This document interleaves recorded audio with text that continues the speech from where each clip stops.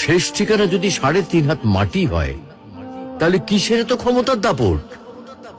ভোর ৫টায় মৃত্যু, সকাল ৬টায় জানিয়ে দেওয়া হবে মাইকে, ৮টায় শেষ গোসল করানো হবে, ৯টায় তোমাকে নতুন কাপড়ে সাজানো হবে, জোহরের নামাজের পরে তোমার আলিশান বাড়ি থেকে বের করে নিয়ে যাওয়া হবে, ২টায় তোমার জানাজার নামাজ পড়ানো হবে, ২:৩০টায় তোমাকে কবরে নামিয়ে ফেলা হবে। মাটি দেওয়া শেষ হয়ে গেলে কেউ তোমার জন্য দোয়া করবে, আর কেউ চলেও আসবে। এই তো জীবনের শেষ আয়োজন।